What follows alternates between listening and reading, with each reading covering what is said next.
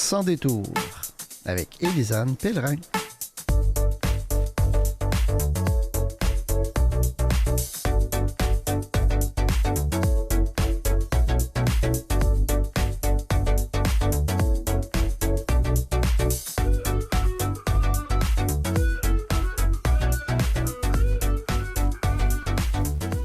Bonjour, bienvenue à Sans détour. Cette semaine, on reçoit Ariane Belrose, ergothérapeute, pour nous parler du programme d'adaptation de domicile du gouvernement du Québec.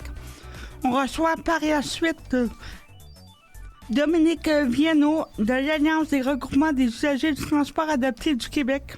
Et on va terminer l'émission avec Patrick Boissy, professeur-chercheur au Centre de recherche sur le vieillissement.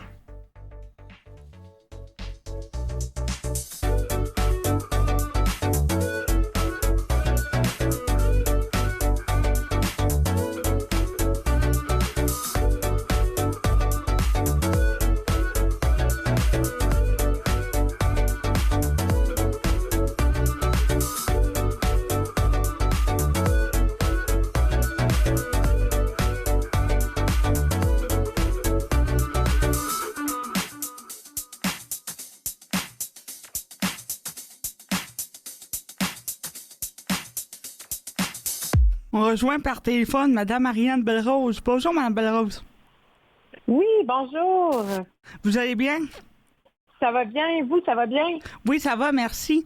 Donc, on vous parle aujourd'hui parce que vous êtes ergothérapeute à domicile avec votre compagnie qui s'appelle Accompagnement NISCA. Oui, exactement. Et on voulait parler avec vous du programme d'adaptation à domicile qui n'accepte plus de nouvelles inscriptions depuis le 1er avril 2025 et de comment ça crée des enjeux là, chez les clients qui ont besoin d'adaptation de domicile. Ah oui, c'est un enjeu qui est essentiel qu'on parle parce que l'inclusion n'est pas assez parlée dans notre quotidien, dans les nouvelles, dans peu importe quoi, mais on le voit au quotidien, en tout cas pour ma part, chez mes clients, que c'est pas un bonus, là, c'est un droit. Là, ça devrait être un droit d'avoir un accès chez soi, pour vivre chez soi de toute façon. Donc, effectivement, vous étiez en fait interviewé dans un article de Marisol Saint-Onge dans le Soleil à ce sujet-là. Donc, effectivement, un programme d'adaptation de domicile, donc un programme qui permettait comme son nom le dit, d'adapter les domiciles pour les personnes qui ont des difficultés au niveau moteur. Donc, de mettre, par exemple, des ascenseurs lorsque c'est nécessaire, de descendre le niveau des comptoirs, de descendre le niveau des lumières pour ne parler que de ça, ou d'avoir, par exemple, un lève-personne lorsque c'est nécessaire. Ce programme-là, donc d'adaptation de domicile, n'accepte plus de nouvelles inscriptions depuis le 1er avril 2025. Et puis, donc, les gens qui ont besoin de ces adaptations-là, qui n'étaient pas inscrits avant le 1er avril 2025, doivent attendre que ce soit réouvert, en fait. Et on n'a pas de date là, de réouverture encore aujourd'hui. Et même à ça, il me semble que c'est même avant ça, avant avril 2025, il y a eu un arrêt de l'acceptation des nouvelles demandes. Puis en avril, ils ont repris, mais pas pour prendre des nouvelles demandes, vraiment pour prendre des gens, parce que moi j'en avais des clients qu'on avait entamé le programme PAS, puis il me semble que c'était en novembre 2024 que ça avait cessé, et puis là on était comme, même ceux qui étaient en cours, on arrêtait tout. Fait que là en avril 2025, si je me trompe pas, on reprenait ces dossiers-là en cours, mais on ne prend plus de nouvelles demandes. Oui, effectivement, les dossiers qui étaient en cours ont été repris. Ont été repris, donc c'est ça, au mois de mars, en fait, ça a été annoncé là, que ce serait repris, donc les demandes qui étaient déjà en cours. Par contre, pour ce qui est de nouvelles inscriptions, on n'a toujours pas de date là, qui a été annoncée. Par contre, on a annoncé là, il y a quelques semaine de ça, donc une somme additionnelle pour le programme d'adaptation de domicile pour l'année 2025-2026, donc un 38 millions de dollars qui a été alloué, auxquels 20 millions de dollars supplémentaires ont été ajoutés lors de la mise à jour économique, donc en novembre 2025. Est-ce que le fait d'avoir remis ces sommes d'argent-là dans le programme, est-ce que pour vous, c'est une bonne nouvelle ou c'est trop peu?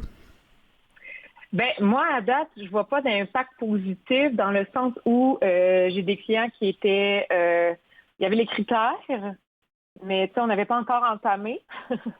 C'est des clients qui n'ont pas toujours les moyens de... Parce que ça offre quand même jusqu'à 50 000 quand on a un accompagnement avec un ergothérapeute. Donc, il y a des gens qui attendaient, puis ils attendent toujours.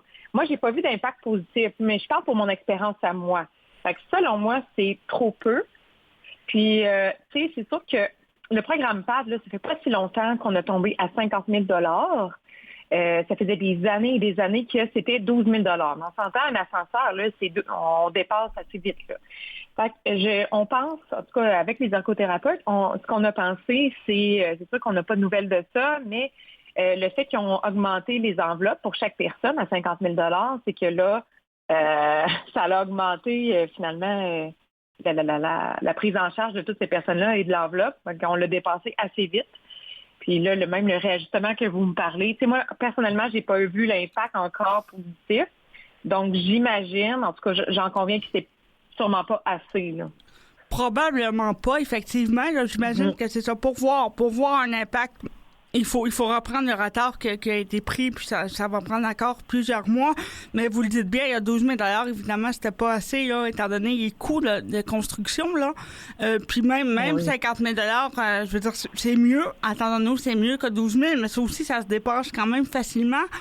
Pour quelqu'un qui a besoin d'adaptation assez majeure. Hein. Ce qui fait qu'effectivement, là, probablement qu'ils ont augmenté le coût maximal par personne, là, mais sans mettre le budget qui allait avec, ce qui a possiblement provoqué justement la fermeture des nouvelles inscriptions, puis l'arrêt, ça a été mis sur la glace pour ceux qui étaient déjà inscrits mais qui attendaient leur tour.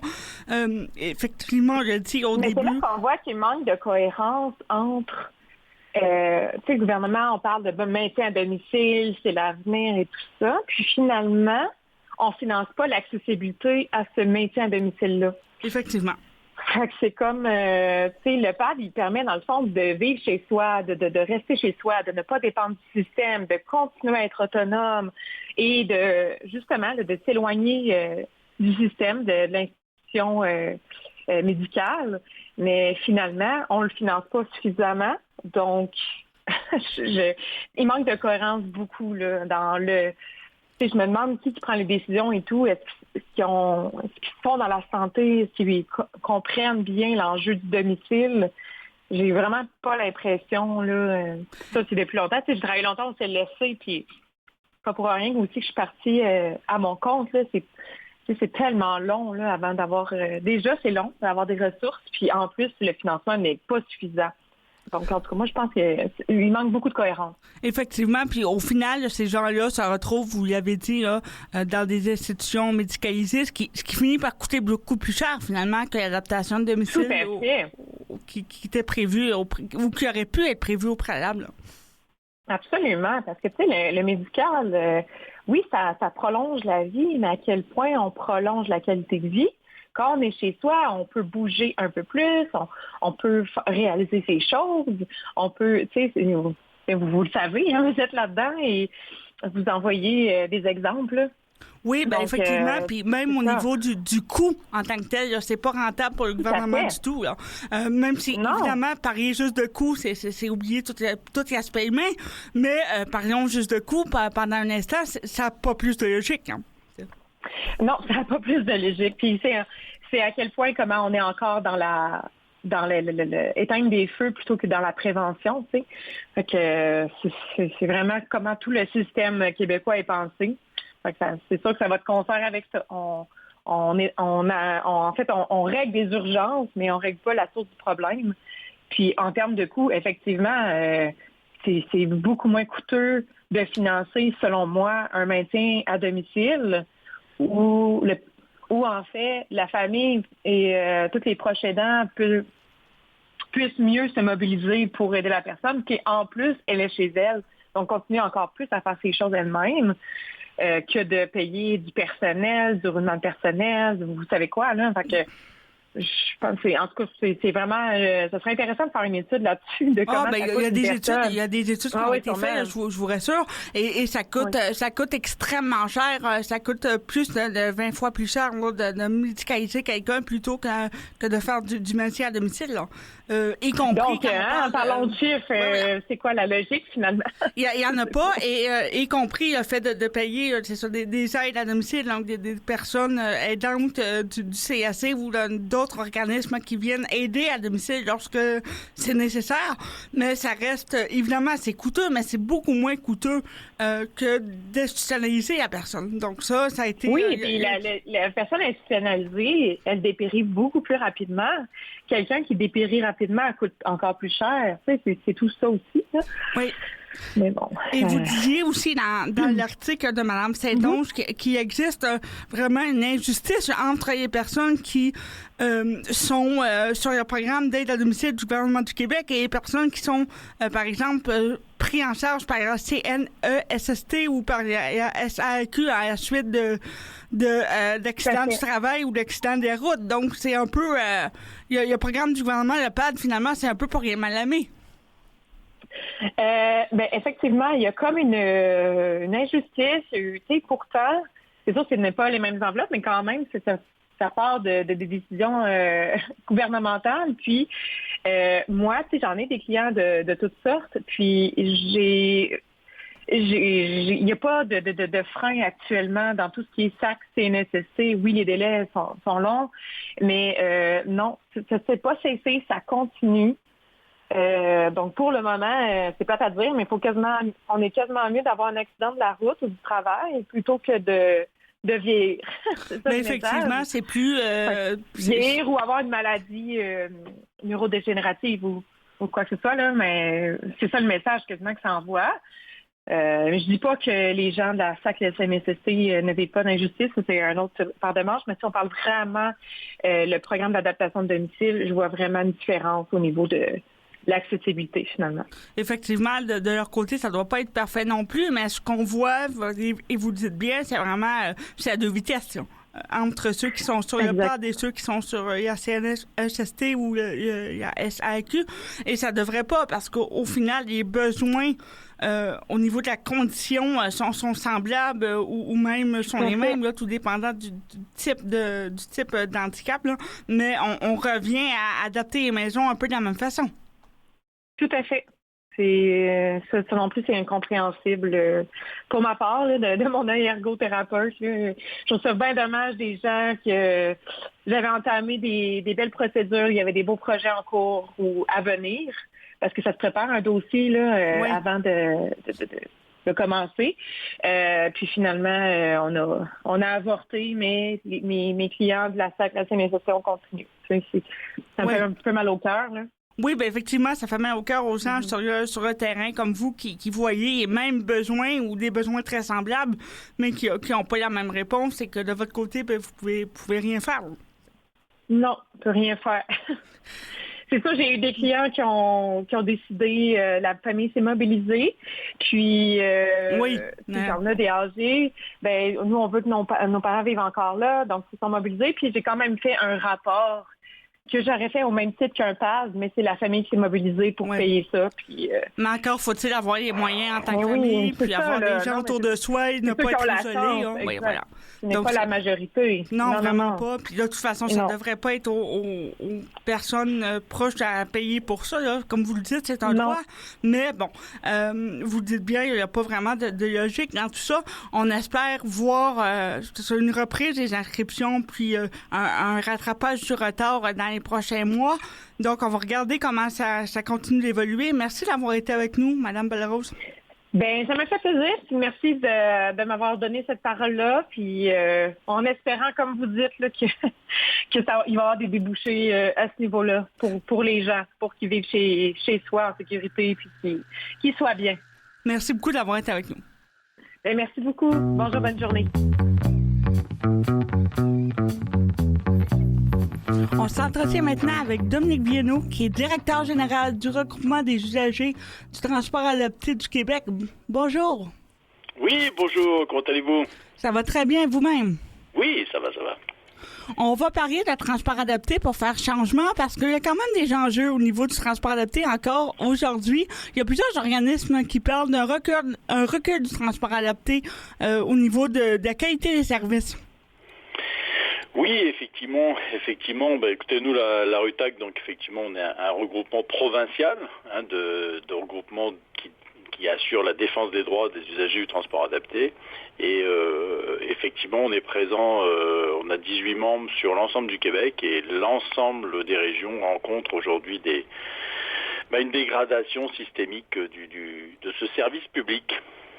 Effectivement, vous le dites bien, c'est un service public et on rappelle que ça sert à pallier le fait que les personnes en situation de handicap ne peuvent pas toujours prendre le métro ou l'autobus parce que ce n'est pas adapté, alors que c'est un service qui devrait être donné à tous les citoyens. Tout à fait. Donc effectivement, ça devrait être un service essentiel parce qu'on le voit quand il y a des grèves dans le transport à Montréal, tout le monde chiale en disant ah mon Dieu, j'étais obligé de m'arranger à essayer de trouver un taxi ou prendre un vélo ou faire du covoiturage et c'était l'horreur. Mais la question est que pour utiliser le transport adapté, déjà il faut être éligible. Oui. Selon une procédure spécifique, il y a une politique d'accessibilité au transport adapté qui fait qu'on doit suivre un cursus pour être éligible à ce service.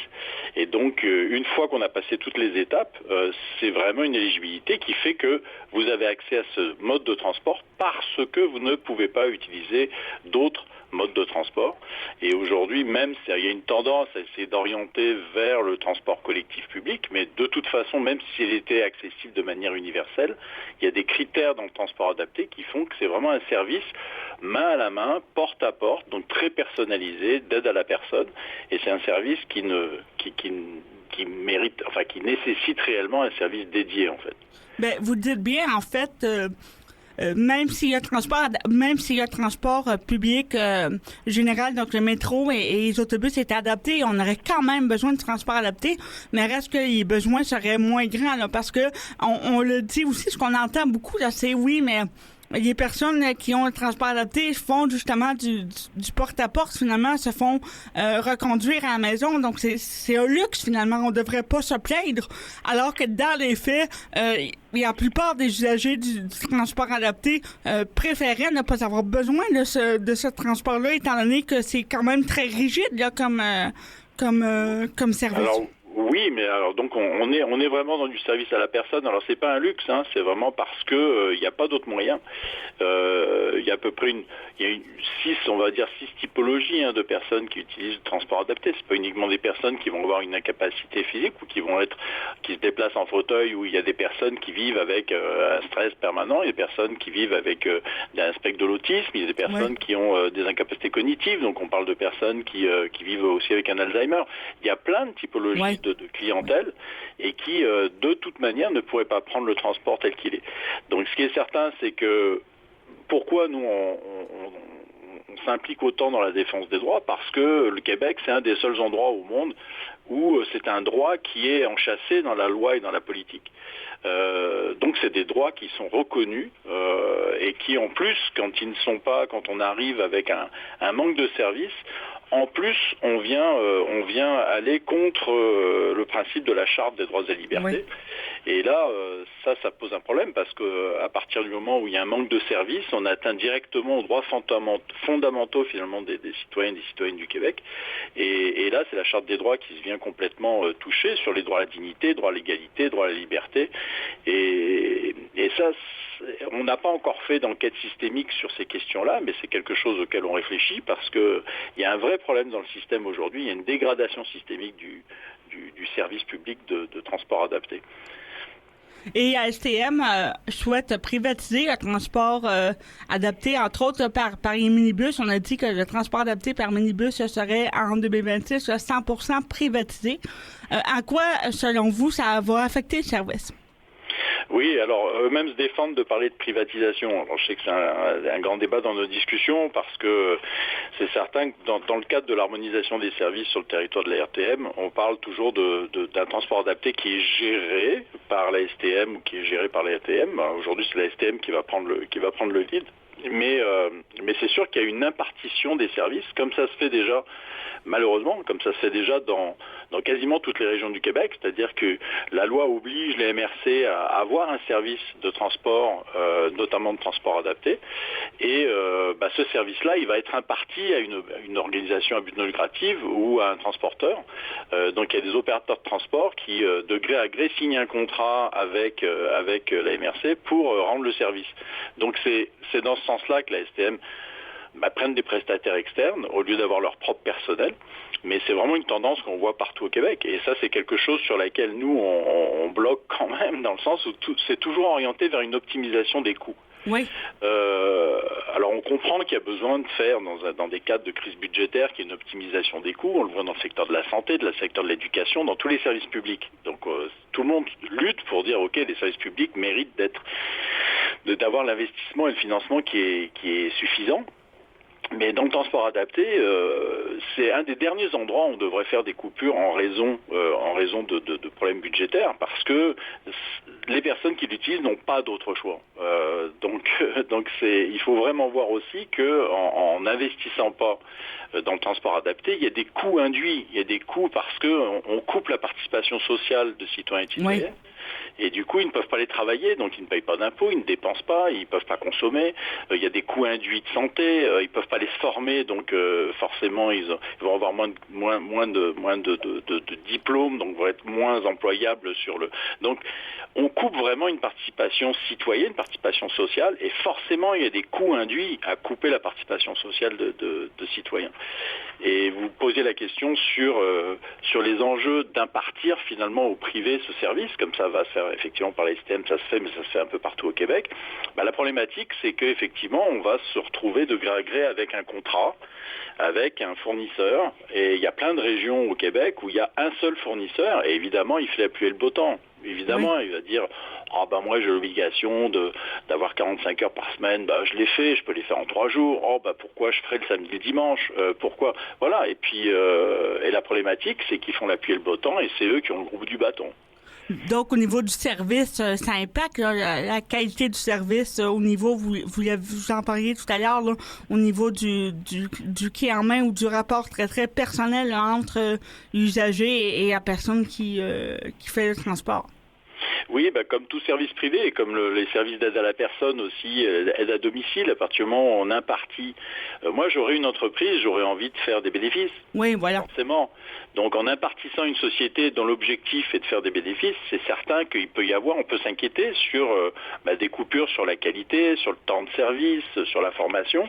Alors, même si la STM tient à avoir des formations à la hauteur, tient dans ses contrats à imposer des indicateurs de performance, mais ça reste que on donne un service public géré par des entreprises privées. Et donc, ça ouvre la porte à tout excès, quoi. Toutes sortes de débordements, puis après, la STM a pas toujours un gros bout, vous l'avez dit, la STM ou autre ville, d'ailleurs, a pas toujours un gros bout du bâton, étant donné que ils ont peut-être pas d'autre choix, pas d'autres fournisseurs, là. Non, c'est ça, et c'est là où on parle, nous, on se pose de plus en plus la question, effectivement, de problématiques en termes de dégradation systémique de ce service. Parce que c'est quand même la base, c'est quand même des questions de financement aussi. C'est-à-dire que le gouvernement, en sous-finançant de manière chronique ce service public, forcément, ce sous-financement, ça devient un facteur de dégradation des services. Ouais. Et on se retrouve dans des situations absurdes où quand on parle, par exemple, avec la RTM, qui dit comprenez-nous, on nous demande de faire des économies, donc comment on peut rendre le service avec moins d'argent, comment on peut en gros faire avec moins. Ouais. Mais c'est pas comme ça qu'on devrait prendre le sujet. On devrait dire, OK, à RTM, STM, toutes les sociétés de transport, les opérateurs, de dire ça coûte combien pour avoir un service de qualité sécuritaire qui se donne partout en région, où on peut aller d'une région à une autre sans poser de questions, où chaque citoyen peut avoir une capacité sociale pleine et entière. Ça coûte combien ? Et ensuite, on investit ce que ça coûte. Ouais. Mais on ne va pas dire on en met moins et puis après essayer de faire bien avec ça. Forcément, on va vers des baisses de qualité et à un moment donné vers des problèmes de sécurité. On va finir par avoir des gros soucis en termes de sécurité dans les services. Et vous l'avez dit, en fait, c'est un peu comme ça qu'on réfléchit partout là, dans les services au Québec. Et je veux vous entendre aussi en terminant sur les processus de plainte, parce que il y a un problème au niveau des processus de plainte et au niveau, vous l'avez dit, de la sécurité. Et on dirait que j'entends de plus en plus de problèmes au niveau de la sécurité, de gens qui se sont sentis agressés ou qui se sont sentis qui n'étaient pas en sécurité, mais que le processus de plainte ne leur rend pas justice, en fait. Hein. Ils ne souhaitent pas porter plainte parce que le processus de plainte est mal pensé, en fait.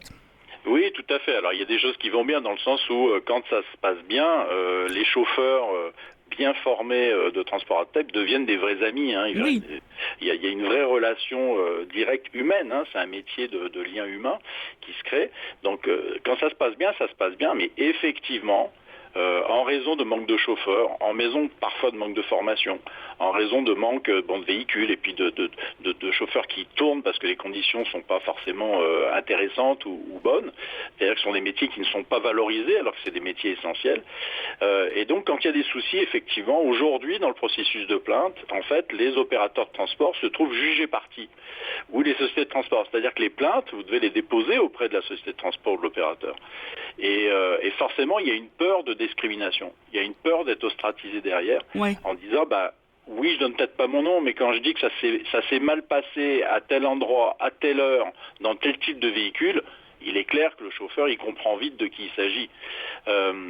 Donc, la problématique est que les plaintes n'émergent pas. C'est-à-dire que moi, tous les regroupements, notamment de la RUTAC, qui sont quotidiennement en défense de droit, nous disent, il y a des plaintes, mais quand on demande à la personne, on dit on peut t'accompagner, c'est le métier vraiment de ces regroupements d'usagers, on peut vous accompagner pour déposer la plainte. Ils disent non, j'ai pas envie que ça me retombe dessus, j'ai pas envie que de toute façon ça changera rien. Et donc faire sortir la plainte, c'est vraiment difficile.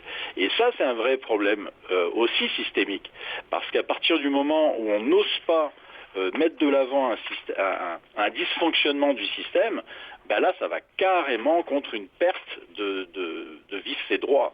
Ouais. C'est une perte complète, notamment de l'article 1 de la Charte des libertés, sur la sécurité, l'intégrité, la liberté.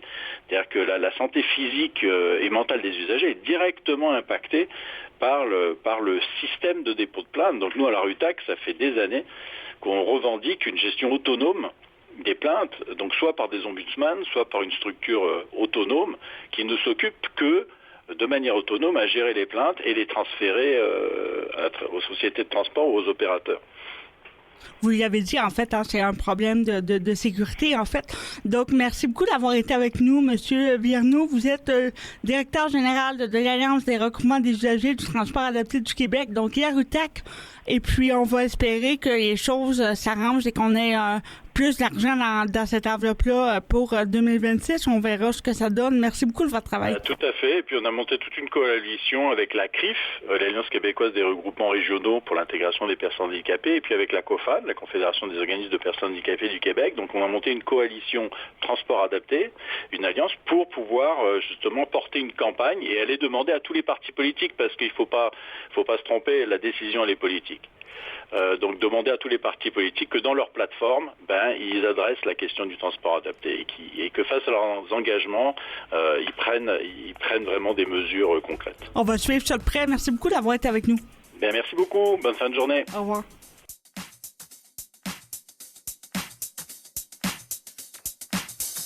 Vous écoutez Sans détour avec Élisane Pellerin. On retrouve maintenant par téléphone Patrick Boissy, qui est professeur-chercheur au Centre de recherche sur le vieillissement et à l'Université de Sherbrooke. Bonjour, M. Boissy. Bonjour. Vous venez nous parler d'abord de votre centre de recherche sur le vieillissement, bien sûr, mais aussi d'un projet en particulier qui s'appelle le projet Repas. Oui. Qu'est-ce que le projet Repas et comment c'est venu comme projet? Donc, le Centre de recherche sur le vieillissement est un centre de recherche qui regroupe une cinquantaine de chercheurs. Moi, je travaille dans le domaine, dans l'axe de recherche qui s'appelle l'autonomisation. L'autonomisation, c'est ce qui fait en sorte que les gens peuvent rester justement dans leur environnement et avoir une qualité de vie. Et je m'intéresse dans l'autonomisation à la problématique de la dénutrition. Et la dénutrition, c'est un problème qui peut toucher jusqu'à 30% à peu près. Une personne sur 3 des gens de plus de 65 ans peut avoir des risques de dénutrition. Et le projet Repas, c'est un projet qui est né justement de la pandémie. Pendant la pandémie, les gens justement ont été confinés, ont eu des difficultés à se mobiliser, ont commencé à être déconditionnés, donc isolés chez eux. Et ça a amené toutes sortes de problématiques de santé, dont le déconditionnement et la dénutrition. Et la dénutrition, c'est finalement un phénomène un peu un cycle où les gens ont des apports caloriques insuffisants, et ces apports caloriques insuffisants amènent justement des enjeux à la fois de santé physique et des enjeux de santé mentale. Donc les gens mangent pas assez et mangent pas nécessairement assez de protéines non plus, et se ramassent dans un état qu'on appelle de dénutrition. Et le projet Repas, c'est un projet qui est né de la pandémie, mais qui est né de ce problème-là et qui vise à donner des outils pour éduquer, informer les gens sur la problématique de la dénutrition et surtout pour les aider à identifier s'ils sont à risque de dénutrition à travers un site web interactif qui leur permet justement de prendre connaissance de ce que c'est la dénutrition, mais surtout d'identifier les risques à travers un questionnaire qu'on peut leur faire passer, qui est anonyme, mais qui leur permet d'identifier des risques, des facteurs de risque pour la dénutrition, et qui leur permet ensuite de les diriger vers des ressources pour agir sur ces facteurs de risque-là qui ont été identifiés dans le questionnaire. Et j'ai 2 questions qui me viennent en tête par rapport à ce que vous avez dit. La première question, c'est est-ce que c'est moi ou la dénutrition chez les personnes âgées? On en parle très peu, finalement. Oui, c'est avec le vieillissement, les gens, il y a des changements physiologiques qui apparaissent, il y a des enjeux de malabsorption, il y a toutes sortes de choses qui accompagnent le vieillissement. Et la dénutrition, c'est un peu un phénomène insidieux qui s'installe où les gens ont moins d'appétit, les gens peuvent avoir des enjeux aussi au niveau financier. Aujourd'hui, vous savez, le coût de la vie, les gens ont de la difficulté à s'alimenter ou même d'acheter des choses pour s'alimenter correctement. Donc, la combinaison un peu de facteurs physiques associés au vieillissement, de situations financières, de problèmes de santé, la maladie, la prise de médicaments, tout ça ici, ça vient affecter un peu notre appétit. Ça vient affecter aussi notre capacité à manger. Des gens peuvent avoir des problèmes à mastiquer, à avaler. Il y a toutes sortes de choses qui font en sorte que finalement, les gens mangent moins et mangent pas assez et mangent pas ce qu'il faut. Oui, ils ne mangent pas assez bien, en fait. Ils ne mangent pas assez bien, puis c'est ça qui fait en sorte que la dénutrition s'installe tranquillement. Puis avec la dénutrition, les gens perdent de la masse musculaire.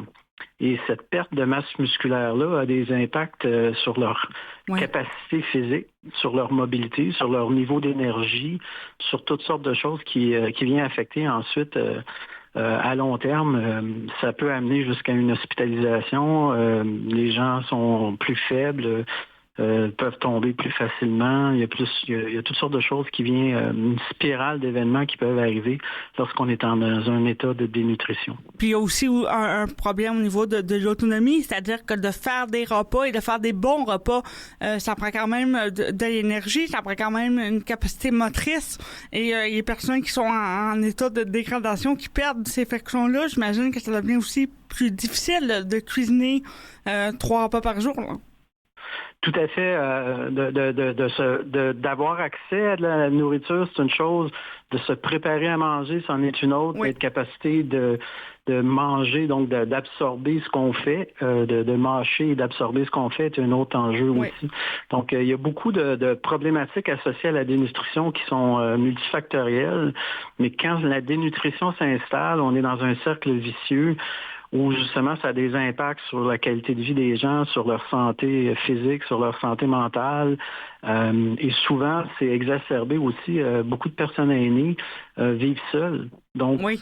Se préparer à manger quand on est seul, c'est pas vraiment nécessairement le fun, où les gens ont pas vraiment de motivation non plus un peu là-dessus. Donc, il y a toutes sortes de facteurs qui peuvent vous amener vers la dénutrition. Et puis, le site repas, c'est un peu comme une façon d'éduquer les gens sur ça, mais aussi de leur faire prendre conscience s'ils sont dans une situation où ils ont des facteurs de risque pour cette dénutrition. Oui, j'emmenais, vous l'avez dit, à des services qui pourraient les aider. J'ai aussi une question par rapport, vous avez dit que au niveau de la santé mentale, la dénutrition avait des impacts sur la santé mentale. Pouvez-vous en parler un peu plus? C'est peut-être quelque chose auquel on pense moins finalement. Ben, vous savez, la nutrition, c'est super important. C'est ce qui vous donne un peu les calories que vous mangez. C'est ce qui vous donne l'énergie nécessaire pour réaliser des activités de la vie quotidienne. Quand on est en situation de dénutrition, on a un apport calorique insuffisant pour nos besoins physiologiques. Donc, vous comprendrez qu'on est comme dans un état un peu de survie. Quand on est dans un état de survie, on n'a pas nécessairement le goût de faire grand-chose autre que de rester immobile. Puis oui. On n'a pas le goût de faire des activités, mais l'absence d'énergie, si vous voulez, impacte notre capacité à faire des activités et notre motivation à faire des activités. Et ça vient créer un peu une situation d'isolement social. Et cet isolement social-là amène des enjeux au niveau de la santé mentale, en termes de dépression, d'anxiété, de toutes sortes de choses qui peuvent apparaître, pas causées directement par la dénutrition, mais la dénutrition amène un état qui est délétère pour la santé mentale. C'est une roue qui tourne, finalement. Et là, ce que j'ai compris, en fait, c'est que la phase d'essai du projet avait été complétée et que maintenant, il y a d'autres villes qui sont d'autres organismes qui sont intéressés par des projets semblables. Oui, ben on est présentement le projet et le site web qui est disponible à tout le monde et qui est gratuit vous permet de vous informer, vous permet de remplir le questionnaire et d'avoir un rapport qui génère une évaluation de vos facteurs de risque et puis qui vous éduque sur ces facteurs de risque-là. La fonction d'orienter, qui est du référencement sur les ressources, elle est présentement disponible que pour le secteur de Sherbrooke parce que c'est un recensement de l'ensemble des ressources, que ce soit de l'accompagnement pour le transport, pour aller à l'épicerie, de l'aide pour la préparation au repas, de l'aide pour les emplettes, l'aide pour s'alimenter, des ateliers de cuisine. En tout cas, toutes les ressources qui ont été recensées pour le secteur de Sherbrooke. Prochainement, donc, quand vous remplissez le questionnaire, ça vous donne des références sur des ressources en ce moment pour Sherbrooke. Si vous êtes à l'extérieur de Sherbrooke, ben cette fonction-là ne marchera pas. Donc, ce qu'on fait présentement, c'est qu'on est en discussion avec des organismes comme le 211 qui, justement, recense un ensemble de ressources à travers différentes régions au Québec. Et ce qu'on espère être capable de faire dans la prochaine année, en partenariat avec eux et avec d'autres sources de financement, ce serait d'élargir le site web repas pour être capable de référencer des ressources dans d'autres régions, donc de rendre le site web plus complet pour des gens à l'extérieur de la région de Sherbrooke. Oui, ce serait une bien bonne chose, évidemment, là, pour les gens qui en auraient besoin, parce que vous l'avez dit, les besoins sont là, finalement. Tout à fait. Puis on a eu une très bonne réponse de la part des gens. Il y a eu beaucoup d'intérêt de d'autres régions. Jusque-là, c'est un projet de recherche qui a été financé par le Fonds de recherche du Québec. Le financement s'est terminé, donc on est à la recherche de financement pour pouvoir faire ces travaux-là et de rendre ça disponible à l'ensemble du Québec. On l'espère dans la prochaine année. Et quels sont les autres projets là, pour le Centre de recherche sur le vieillissement? Je dirige un projet qui s'appelle Promo Santé, qui s'inscrit dans les mêmes horizons un peu que repas et qui s'intéresse à la problématique du déconditionnement. Donc, le déconditionnement qui est une absence, si vous voulez, d'activité, autant physique que de participation sociale, qui amène un état de déconditionnement. On a un projet de recherche qui est financé par le Fonds de recherche du Québec pour les 3 prochaines années où on a fait une première implantation d'un programme d'intervention en télésanté C'est un programme qui offre un programme d'intervention en activité physique, en ergothérapie et un peu en santé mentale à des aînés qui sont à risque de déconditionnement et qui vivent dans la communauté et qui sont isolés. Et ce programme-là, c'est un programme qui utilise les technologies de l'information où les gens se rencontrent de façon virtuelle et reçoivent ou font des activités dirigées par un kinésiologue et par un ergothérapeute sur un programme d'intervention qui leur permet justement de rehausser leur capacité physique pour avoir plus d'énergie pour faire des activités et travailler à découvrir quel genre d'activités ils peuvent faire pour rehausser leur participation sociale et avoir des activités signifiantes. Et ce programme-là, on est en train de l'implanter présentement dans 3 régions au Québec. C'est le CIUS de l'Estréchu, le CIUS MCQ et un regroupement de résidences pour aînés privées.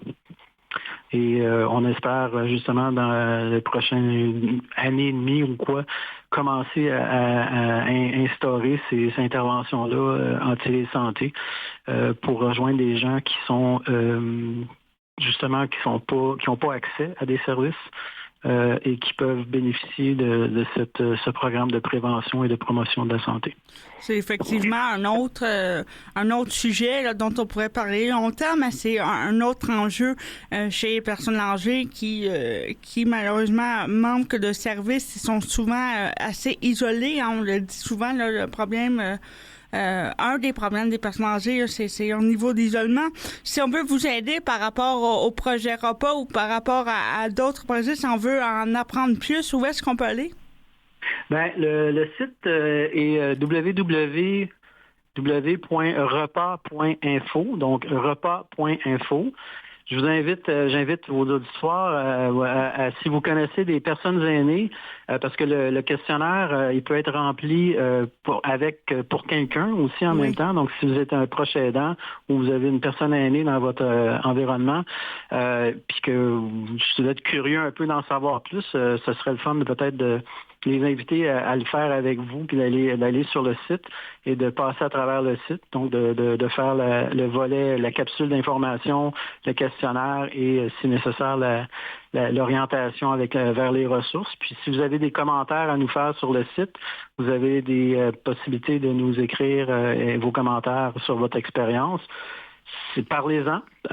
C'est un site qui est pour des ressources à la fois dans le système de santé, au niveau des groupes communautaires, mais c'est aussi une ressource pour les individus, pour les personnes. Donc, si vous êtes des personnes aînées ou vous connaissez des personnes aînées puis qui pourraient être intéressées ou qui auraient peut-être des risques de dénutrition, ça commence par s'informer puis d'être capable d'identifier ces risques-là. Fait que le site web est une bonne première étape, puis on vous invite à y aller. Merci beaucoup de votre travail. Hein. C'est quelque chose qui est fastidieux à mettre en place, mais qui est nécessaire. Et puis, on invite effectivement les personnes à l'écoute qui se sentent interpellées à aller sur le site web là, pour en savoir plus. Merci beaucoup d'avoir été avec nous.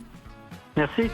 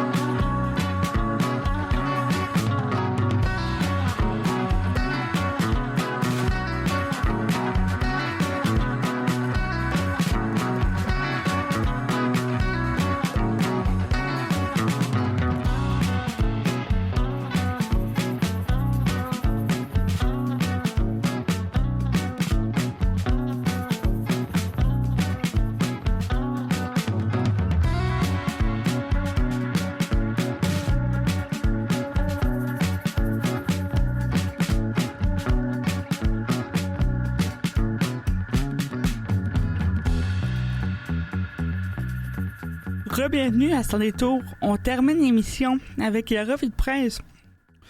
Et on commence en France où il y a un malus, donc une taxe pour le poids et le CO2, donc et le dioxyde de carbone, qui, depuis le 1er janvier 2026, va être appliqué au transport adapté lorsque celui-ci sera revendu. Et là, je vous explique, c'est que quand une personne fait adapter un véhicule, donc ajoute de l'équipement dans un véhicule pour lui permettre de conduire malgré une incapacité, et la taxe sur le poids et le CO2, donc qu'on appelle le malus en France, n'est pas appliquée sur l'achat du véhicule, parce que évidemment les personnes en situation de handicap n'ont pas nécessairement le choix d'acheter un véhicule qui est plus lourd et qui pollue plus, étant donné qu'on parle de camions, de vannes dans la plupart des cas, pour être capable d'avoir l'équipement requis, de prendre un fauteuil roulant, par exemple, à l'intérieur. Donc, les petites voitures ne peuvent pas répondre à ces besoins-là. Donc, une personne qui achète un véhicule pour le faire adapter, donc qui est en situation de handicap, qui a besoin de faire adapter un véhicule, ne paie pas cette taxe-là. Par contre, depuis le 1er janvier 2026, les véhicules adaptés, lorsqu'ils sont revendus par une personne en situation de handicap, mais qui n'ont plus à l'intérieur, donc qu'on démantèle la partie adaptée du véhicule. Et donc, la personne veut revendre, par exemple, sa vanne pour pouvoir en acheter une autre à un autre usager qui, lui, n'est pas en situation de handicap, donc il n'a pas besoin de l'adaptation sur le véhicule, et la taxe va être chargée à l'autre personne. Ce que ça crée, en fait, selon plusieurs organismes communautaires en France, c'est que les voitures deviennent plus difficiles à revendre pour les personnes en situation de handicap qui ont besoin de revendre cette voiture-là pour se payer une nouvelle voiture adaptée. Parfois, c'est parce que la voiture donc devient trop vieille et donc ne répond plus aux besoins de la personne ou aux normes, parce qu'il y a des normes à suivre. On peut adapter n'importe quel véhicule. Parfois, c'est parce qu'évidemment, la personne veut changer de véhicule, a besoin de changer de véhicule, ou ses besoins au niveau des adaptations changent.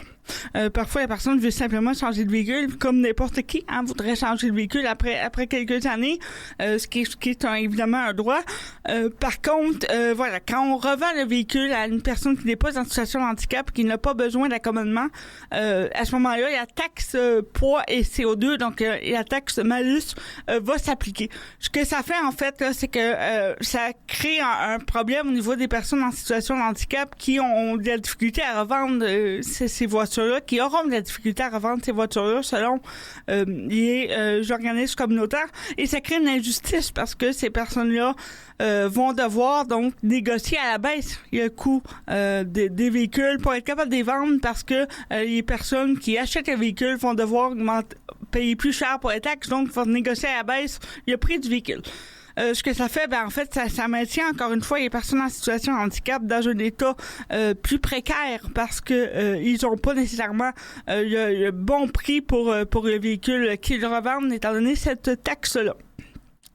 Donc, les organismes communautaires demandent de revoir cette nouvelle politique-là qui a été mise en place donc le 1er janvier 2026 pour mieux réfléchir aux conditions que ça va créer pour les personnes en situation de handicap, et demande éventuellement qu'on enlève cette nouvelle politique-là, comme c'était le cas avant. Donc, le malus n'était pas chargé sur les véhicules à la revente, parce que ça crée une situation d'injustice pour les personnes en situation de handicap en France. Donc, ce sera à suivre, à savoir s'ils auront assez de poids là pour faire continuer, pour faire avancer, je devrais dire, ce dossier. Par la suite, donc, on parle d'une association qui saisit en justice des écoles pour l'embauche de AESH, donc d'accompagnants pour les personnes en situation de handicap. C'est une première, en fait. C'est la première fois qu'on saisit en justice des écoles pour les obliger à engager des accompagnants pour les personnes en situation de handicap, les élèves en situation de handicap dans ce contexte-là, on le sait, on en a parlé, puis je vais en reparler tout à l'heure, il y a vraiment un problème au niveau de l'embauche de ces personnes-là, parce que les conditions sont pas bonnes. Parce qu'on coupe les heures beaucoup, on coupe les services à ces personnes-là, et donc on a beaucoup de difficultés à engager ces personnes-là, même lorsque des postes sont ouverts, il y a peu de gens qui y appliquent parce que ce ne sont pas des métiers qui sont valorisés. De plus, pour ouvrir des postes, ça prend de l'argent pour payer ces gens-là, et évidemment, il y a pas assez d'argent qui est investi, il y a l'argent qui avait été investi est de plus en plus coupé, toujours en France. Donc, on a de moins en moins de postes disponibles malgré les besoins des personnes en situation de handicap, des élèves en situation de handicap, donc qui se retrouvent sans accompagnement à l'école et qui finissent finalement par être déscolarisés, donc ne plus pouvoir aller à l'école parce qu'ils n'ont pas d'accompagnatrice ou d'accompagnateur avec eux, étant donné qu'on n'a pas l'argent qu'il faut pour que ces personnes-là soient embauchées. Et donc, pour la première fois en France, il y a une association de parents d'élèves handicapés qui va attaquer 10 académies en France pour les obliger à engager des personnes accompagnatrices pour leurs enfants. C'est la première fois qu'on va en justice, que le collectif va en justice pour obliger des académies, donc des écoles, à engager des personnes accompagnatrices, parce que c'est un droit pour les élèves, évidemment, d'être à l'école, et que si on n'a pas ces accompagnateurs-là, bien, je l'ai dit, les enfants sont déscolarisés, ce qui ne devrait pas, évidemment, se produire, étant donné que l'école est un droit. Dans le même ordre d'idées, il y a une demande qui a été faite donc pour avoir un statut de fonctionnaire pour les AESH, donc pour les accompagnateurs, accompagnatrices pour personnes en situation de handicap, pour les élèves en situation de handicap, donc que ces personnes-là soient reconnues comme fonctionnaires de l'État, ce qui leur donnerait un meilleur salaire, ce qui leur donnerait de meilleures conditions de travail. Mais le Sénat a refusé ceci parce que, bon, ça coûterait trop cher. Et aussi parce que ça amène, par exemple, des obligations comme un travail à temps plein, ce qui n'est pas toujours compatible avec les personnes accompagnatrices qui parfois ne travaillent pas en temps plein. Donc on dit au niveau du Sénat que ce n'est pas réaliste et que ça vient avec des obligations qu'on ne pourrait pas respecter dans le cadre d'un emploi comme accompagnateur, accompagnatrice, dont je le disais, donc dont le fait d'avoir un emploi à temps plein obligatoire. Donc, à voir pour la suite, mais pour l'instant, ça a été refusé là, par le Sénat en France, donc on n'aura pas de nouvelles à court terme sur ce dossier-là. On s'en va maintenant aux États-Unis, où on parle de déficience intellectuelle, de peine de mort, parce que il y a vraiment, dans un arrêt marquant, donc en 2002, la Cour suprême des États-Unis avait conclu que le 8e amendement de la Constitution qui prohibe tout sentiment cruel et inhabituel interdit l'exécution de condamnés en situation de déficience intellectuelle. Cependant, on se regroupe donc aux États-Unis parce que il faut savoir, pour 9 juges de la Cour suprême, à quel moment on considère qu'une personne est en situation de handicap intellectuel et donc elle ne peut pas être condamnée à peine de mort parce qu'elle n'est pas, entre guillemets, responsable ou totalement responsable de ses actes, étant donné sa déficience intellectuelle. Donc, on parle évidemment de tests de quotient intellectuel, mais est-ce que c'est vraiment fiable? Est-ce que c'est le seul test? Est-ce que le seul test devrait être suffisant? Est-ce qu'on doit inclure des aspects sociaux à ça?